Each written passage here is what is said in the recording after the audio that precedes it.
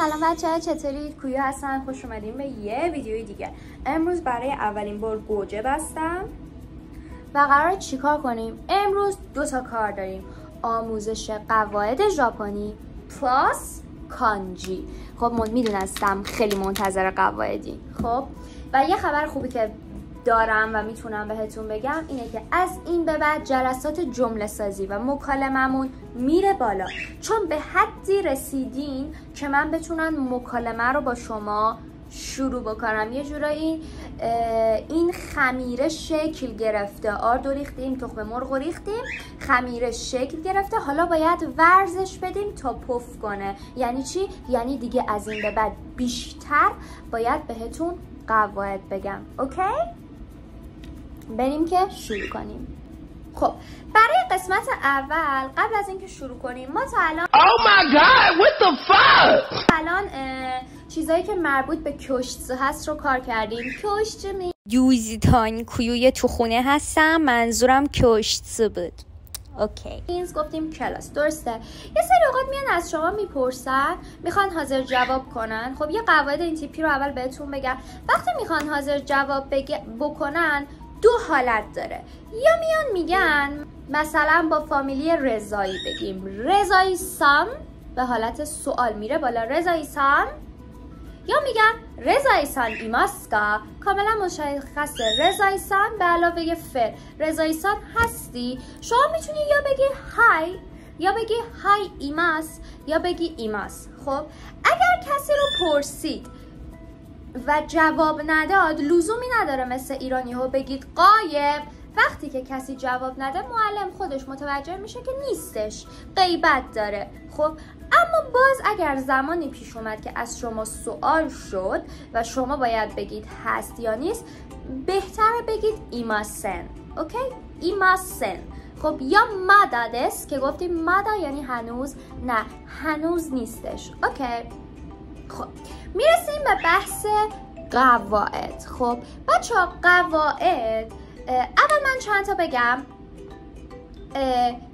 کیکو گفتیم شنیدم، کاکو نوشتن، یومو خوندن، اکرو باز کردن، ایکو رفتم، میرو دیدن، هاناسو صحبت کردن. درسته؟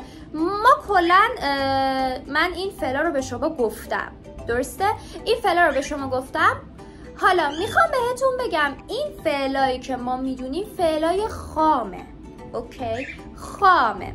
وقتی که میخوایم به صورت کیگو بیایم سوال بکنیم، خب یعنی مثلا بخوایم بگیم بچه ها گوش بدید، خب میگم کیته کوداسای، کیته کوداسای. خب به چه حالت میشه؟ بذارید من قالبش رو بهتون بگم. فعل شکلش عوض میشه و آخرش ت یا د میگیره. یعنی کیکو میشه کیته، به علاوه کوداسای که بشه، خب به علاوه کوداسای که بشه در قالب کیگو میشه، یعنی گوش بدید. خب اگر توی یه فعلی کوداسای رو حذف کنم، یعنی این کیته کوداسای فقط کیته باشه، یعنی گوش کن. خب این کوداسای که داره میاد بی‌معنیه. اگر توی ترجمه انیمه نگاه کنید این کوداسای مثلا همین، من نباید اینو بگم ولی یامت کوداسای، خب میگه لطفاً بس کنید، اما در واقع معنی لطفاً رو نمیده، بیشتر یه فعل اضافه است که نشون دهنده کیگوه. اوکی، پس من زمانی که میخوام یه فعلی رو کیگو بگم، به حالت کیگو بگم، یه کوداسای بهش اضافه میکنم. یه ت یا د، شکل فعلم عوض میشه، یا یه ت میگیره یا یه د میگیره، به علاوه کوداسای میشه. پس کیکو میشه کیته کوداسای اور کیته. حالا کجا کاربرد داره؟ زمانی که شما برای یو و دی استفادهش میکنید، یعنی شما و آنها. میناسان کیته کوداسای، همگی گوش کنید. چطور کیته کوداسای کیته مورایماسکا، لطفاً گوش کن. اوکی؟ پس یا برای شما یا برای بقیه استفاده میشه. پس اما چه زمانی، اینم بهتون بگم، چه زمانی کیکو خب برای خودم استفاده میشه، در واقع به صورت خام استفاده میشه. الان من گفتم وسط حرفم زمانی که میخوام برای خودم استفادهش کنم. کیترو اون کیترو کیترو کیترو کیترو اور کیکو کیکو. آره گوش میدم های کیکو کیکو. اوکی گوش میدم.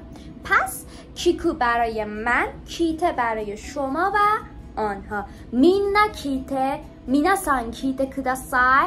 اوکی کلمه بعدی چیه؟ کاکو. الان من کاکو رو بخوام تغییر فرمش بدم، یه جوری کیگوش کنم، میشه کایته کوداسای. کایته شکلش عوض میشه، ت میگیره به علاوه کوداسای میشه کایته کوداسای. کایته کوداسای. کایته. اوکی حالا پس دیدن چی میشه؟ میرو من دیگه، میرو میترو. اوکی میرو چی میشه؟ میشه میته کوداسای. خب میته کوداسای اگر بخوام نورمال بگم میته کوداسای. میته یو به معنی گفتن، اگر بخواد تغییر شکل بگه یوته کوداسای. درسته؟ حالا من اگر بخوام به صورت نورمال بگم میگم یوته. اوکی میرو میته کوداسای.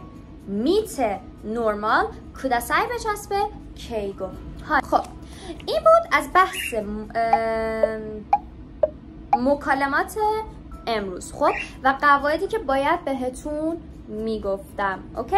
مطمئناً کسایی که تا اینجای ویدیو اومدن میدونن که معنی های کلمه‌ای که میخوام بهتون بگم یعنی چی. اولین کلمه میزو هست به معنی آب. بعدی موشی به معنی حشرات و بعدی گفتیم یاما به معنی کوه. خب کلمه میزو رو میگم 1 و 2 3 و 4.